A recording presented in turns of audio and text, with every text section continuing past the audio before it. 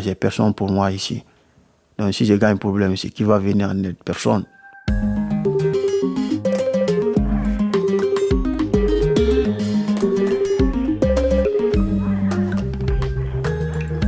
Bonjour, c'est Charlie.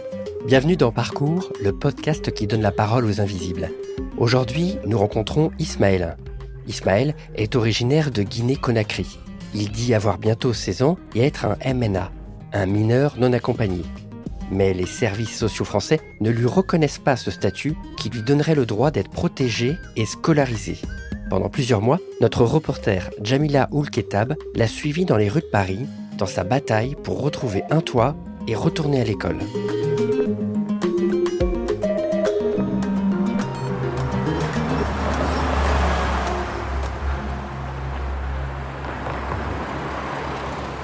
Je me trouve devant l'entrée du gymnase Picpus, dans l'est de Paris. Le jour n'est pas encore levé, la rue est quasiment déserte. J'aperçois deux jeunes hommes. Ils quittent le gymnase par petits groupes. Voilà Ismaël. Vous voyez l'heure à laquelle on sort, non?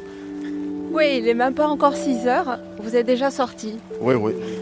Ça fait 4 jours de cela. On nous a dit qu'on doit déménager. Ismaël est hébergé par la ville de Paris.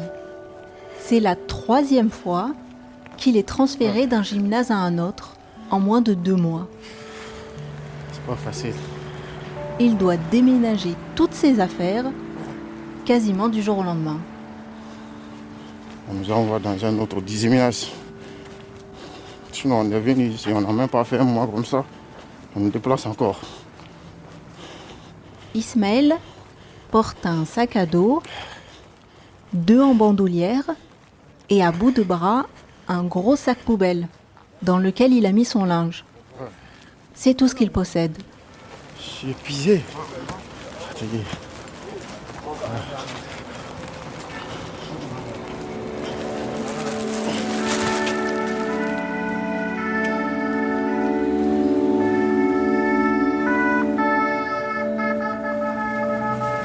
Donc pourquoi si tôt le matin le déménagement?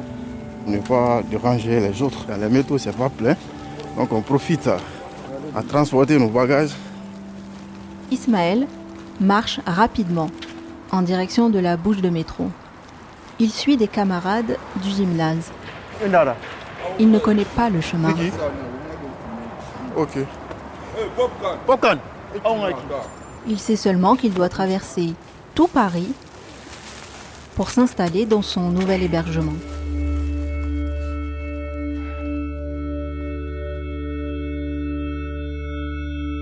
Je m'appelle Ismaël. Je suis né le 7 octobre 2008 à Conakry de la Guinée. J'ai bientôt 16 ans. Ismaël a été débouté du droit à la protection de l'enfance. L'administration française ne lui reconnaît pas le statut de mineur isolé. Des évaluateurs ont estimé qu'Ismaël n'avait pas présenté assez d'éléments pour prouver l'âge qu'il dit avoir. Quand ils m'ont évalué, ils m'ont dit qu'à travers tout ce que j'ai parlé, que cela ne montre pas que moi je suis mineur. J'étais surpris pourquoi ils m'ont dit ça, qu'ils vont me laisser comme ça. Ismaël a déposé un recours en justice. Vous voyez, c'est mes documents, ça là. Partout où je pars, je marche avec tout ça là. Pour aller au bout de la démarche, il doit faire authentifier, légaliser ses documents. Nous, les Guinéens, là, notre ambassade, on nous a dit pour déposer tes dossiers au tribunal ici, il faudrait que tu égalises. On lui demande 49 € qu'il faut payer à l'ambassade. Même si moi j'ai 49 €, je ne peux pas. Il faut passer par quelqu'un qui est là et qui a un compte parce que ça s'est fait en ligne. Donc on rencontre toutes ces difficultés-là. On est là, on ne fait rien. ne peut pas travailler, on ne connaît personne ici. Comment nous pourrons se légaliser ces papiers-là? On voulait même faire des manifs pour qu'ils vont enlever ça. Parce que, à cause des sous-légalisations, qu'il y a beaucoup de jeunes parmi nous qui ont perdu leur audience. La juge ou bien le juge, quand il va voir les documents originaux, il va dire forcément que les papiers originaux là ne sont pas égalisés. Donc, qu'il ne peut pas te prendre.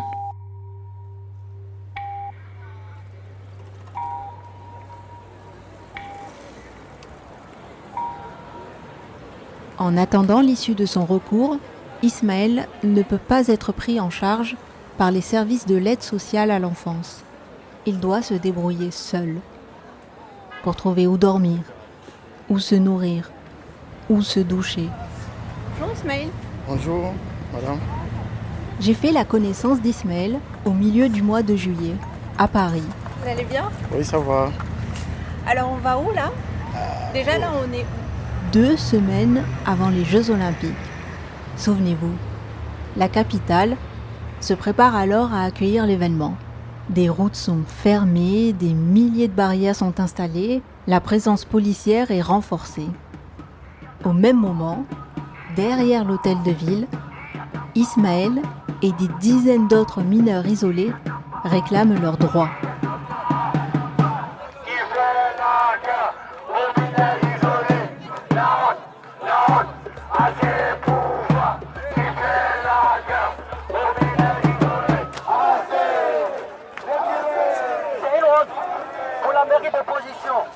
C'est une honte à la mairie de gauche, soi-disant gauche déjà, moi je dirais ça. Parce que si elle est de gauche, elle doit quand même défendre les valeurs sociales.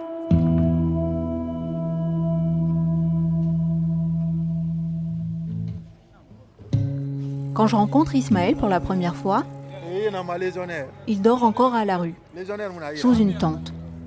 Il s'est installé sur un quai de Seine, à proximité de l'hôtel de ville, comme de nombreux autres mineurs isolés. Mais avec l'arrivée des JO, tout devient plus compliqué.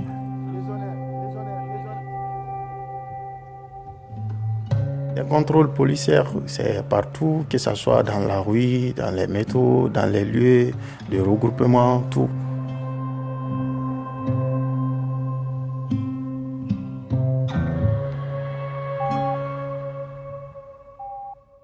On mettait les attestations de la mairie aussi sur nous, en marchant. Peut-être si la police nous prend aussi, on peut montrer ça. Ce qui prouve que nous ne sommes pas là comme ça. On est là pour suivre nos procédures. Et on est sur le compte de la mairie aussi. Vu qu'on n'avait pas les titres de transport, les contrôleurs du métro là, il y a d'autres qui peuvent te laisser, il y a d'autres, on te met à l'amende. Mais comment est-ce qu'on peut te mettre l'amende? Tu n'as pas l'adresse. C'est impossible. La police est venue un jour, ils ont dit qu'ils donnent délai d'enlever tous les tentes qui sont là-bas. Nous, on a plié nos tentes. C'est la police. On ne peut faire rien contre eux. Comme ils nous ont dit de quitter, nous aussi on a quitté. Pour ne pas prendre problème. Le jeune homme entend alors parler de nouvelles places d'hébergement d'urgence mises à disposition par la ville de Paris.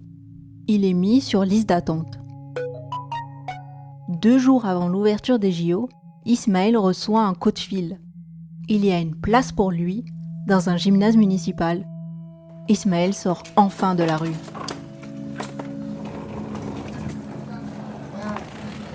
Voilà, tu peux rentrer, non? Les autres sont rentrés. C'est vous qu'on attend. Ah, merci.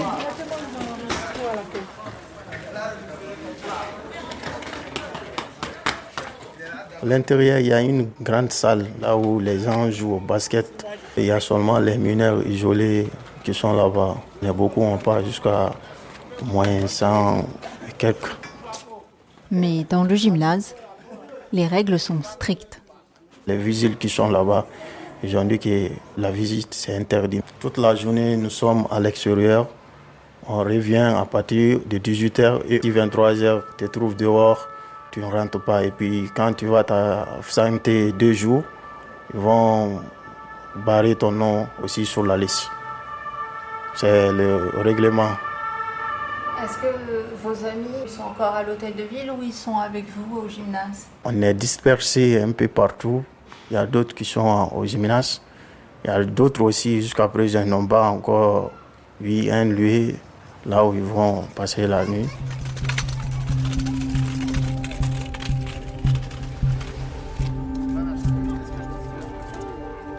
Ça ne peut pas continuer comme ça. On ne sait pas s'ils vont nous envoyer dans autre gymnase ou bien s'ils vont nous mettre dans la rue. On ne sait pas.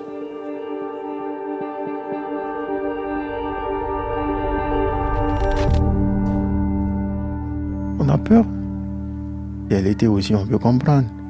L'hiver qui va venir avec le froid, c'est pas facile de rester dehors. Tu passes tout le temps dehors, tu dors dehors, tu fais tout dehors. Tu risques d'être fou. Au moins, comme on est dans les gymnases, ça nous soulage un peu parce que ça va te permettre à te coucher, à dormir un peu. Tu peux te laver, tu peux t'asseoir, manger sans que personne ne te dérange. Mais dehors, tel n'est pas le cas. Il y a des bruits un peu partout. Il faut attendre jusqu'au milieu de la nuit pour dormir. Il faut te réveiller tôt parce que tu es dehors. Les gens passent. Pour se laver aussi, tu seras obligé de te déplacer. Donc dehors, c'est pas facile du tout.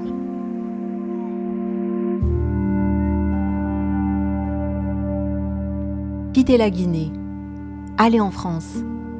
L'idée n'est pas d'Ismaël. Un jour, son frère lui a demandé de monter sur une moto et de le suivre. Je n'avais aucune idée là où on partait. On est parti jusqu'à un endroit là. Je ne connais même pas le village, là où on était. Quand son ami là est venu, ils ont commencé à échanger un peu. Lui, il a fait sortir sa clé de moto. Il a donné à son ami. Et là, je lui ai demandé, pourquoi tu donnes ta clé à ton ami là? Il m'a dit que je n'ai qu'à le suivre. On a vu les policiers de chez nous, en Guinée là. Il y avait un forêt à côté là. Donc il m'a dit d'attendre qu'il va venir me chercher là-bas. J'avais tellement peur. Mais quand il est revenu, on n'a pas suivi le même chemin. J'ai dit, grand frère, où on part comme ça là? Il faut être clair avec moi parce que tu ne peux pas me prendre comme ça là. Tu vas me faire sortir comme ça. Il m'a dit, je suis ton grand frère. Tout ce que je fais sous le bien de toi et moi. Tu vois la situation dans laquelle nous vivons à la maison là-bas. C'est comme ça, moi aussi, je n'ai pas parlé, je lui ai suivi. Donc, du coup, on a contourné les policiers, puis on est monté dans le bus. À ce moment-là, Ismaël ne le sait pas encore. Il s'élance pour un très long voyage. Il traverse avec son frère le Mali, puis remonte à pied le désert algérien. Ils vivent quelques mois dans le pays, mettent un peu d'argent de côté. Les deux frères reprennent la route. Cap sur la frontière fermée et très surveillée entre l'Algérie et le Maroc. La souffrance que j'ai subie sur la route là, c'était pur. J'avais soif aussi, beaucoup même. Il n'y avait pas de l'eau. Quand on a vu un grand fossé, il y avait policiers là-bas, beaucoup de policiers avec beaucoup de chiens. On a dévié les policiers là, on s'est caché. Tout le monde n'a pas pu passer. Nous, on a eu la chance. On est rentré au Maroc. On a pris la voiture pour aller à Casa. Et on connaissait personne là-bas. On était dans le gare. On dormait là-bas le matin. Lui, il me dit qu'il va essayer d'aller travailler. Je sors sur la route, là où la voiture passe. Je vais commencer à demander les gens à gagner quelque chose à manger. Une nuit, les deux frères ont rendez-vous avec un passeur. Ils tentent de rallier les côtes espagnoles en Zodiac. C'était ma première fois de voir l'eau de la mer. Il y a quelqu'un là-bas, il nous comptait. On était assis. Il nous a séparés avec moi, mon frère. Il nous a fait monter dans le bateau. C'est là la police est venue. Le gars qui était dans le bateau là, il a fait démarrer le bateau. Quand j'étais dans le bateau aussi, je vomissais beaucoup même. J'avais peur. Parce qu'on est beaucoup, il y a l'eau aussi qui rentre.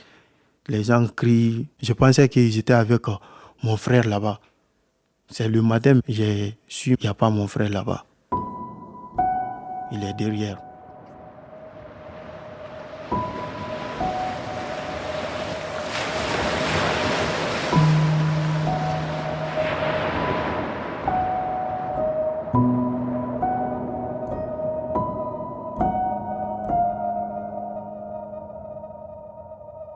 Depuis que je suis venu en France, j'ai 2 fois parlé avec ma maman. C'est à travers la Croix-Rouge que moi, j'ai eu contact avec ma mère. La Croix-Rouge, ils vont envoyer le message dans le groupe. Les gens qui veulent l'appeler au pays comme ça, là. Que ce soit en Guinée, en Côte d'Ivoire, Mali, un peu partout. 5 minutes par personne, tu fais 5 minutes. Quand 5 minutes, là, ça arrive, tu passes le téléphone à une autre personne. On n'a pas pu bien parler. On va commencer à se saluer. D'ici, nous allons finir à se saluer. 5 minutes sont écoulées. C'est-à-dire tout le monde veut me parler. Et pourtant, je n'ai pas assez de minutes. Et puis chez nous aussi, l'affaire du réseau, c'est pas facile. Il n'y a pas de courant aussi. Il pleut là-bas beaucoup. Ça fait des dégâts là-bas aussi. Lorsque je parlais avec ma mère, elle m'a dit qu'elle n'est pas en contact avec mon frère, que mon frère lui a pas fait signe. Tout le temps, j'essaye de faire ses recherches. Donc tout le monde est inquiet, on ne sait pas s'il vit ou pas. On se pose la question. Nous tous, on s'attend un jour s'il va nous appeler ou pas. C'est comme lorsque moi, je suis rentré en Europe, la famille, ils ne savaient rien sur moi. Si je n'ai pas appelé, ils ne vont pas savoir si je vis ou pas. Mais vu que j'ai appelé, ils savent que je vis. Ils savent aussi que je suis en France. Mais tel n'est pas le cas de mon frère. J'ai un peu rencontré à ma mère la situation dans laquelle je traverse. Elle m'a dit de ne pas décourager, de me battre, de ne jamais laisser la prière, de ne pas voler, de ne pas fumer, de ne pas faire n'importe quoi. Que c'est seulement de suivre mes procédures. C'est ça, moi aussi je suis. Je ne suis pas des bêtises. Puis là où il y a les problèmes aussi, j'évite. J'ai personne pour moi ici. Donc si je gagne un problème ici, qui va venir en aide? Personne. Ismaël ne quitte jamais son sac à dos. On y trouve ses documents administratifs, mais aussi plusieurs romans. J'ai commencé par ça. Kamara l'a lu, c'est un Guinéen. Son premier roman, là, il a publié ça en 1953. Ça, c'est un roman que j'ai plus aimé, quoi. Il a parlé sur l'histoire de sa vie à l'enfance, lorsqu'il était au village auprès de ses parents, jusqu'à il s'est déplacé pour aller à Conakry, avoir bourse et venir à Paris ici, et étudier ici. Ismaël sort de son sac à dos plusieurs feuilles polycopiées. On ne peut pas dire ici, il a téléphoné avec plusieurs reprises. Ça sonne mal. Ce sont des exercices de maths, de français et même d'anglais. C'est Harry Potter. Ismaël suit plusieurs cours donnés par des collectifs de citoyens ou des associations. Ça, c'est la mathématique. Comme il n'est pas scolarisé, Et des fois, on fait la dictée aussi. il continue de s'instruire comme il peut. Donc, on fait tout ça là. Ça, c'est la mathématique sur la géométrie. Triangle. Ça là. Ça, c'est les fractions.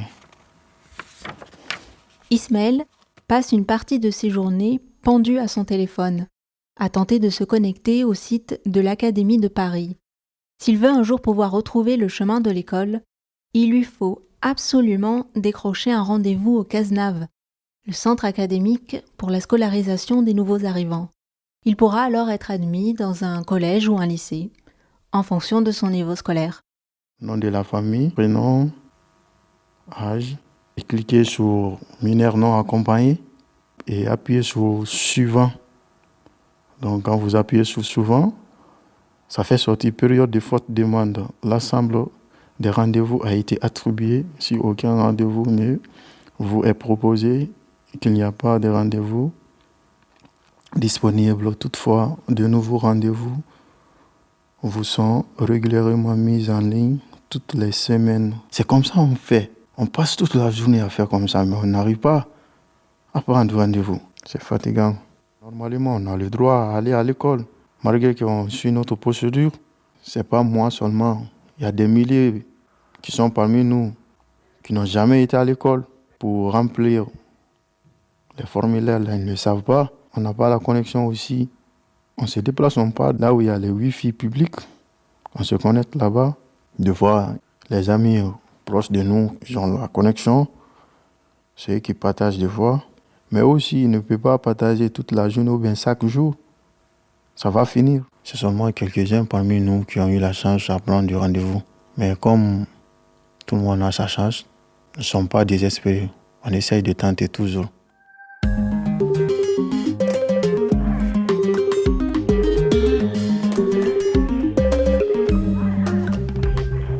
Ce rendez-vous, Ismaël a fini par l'avoir.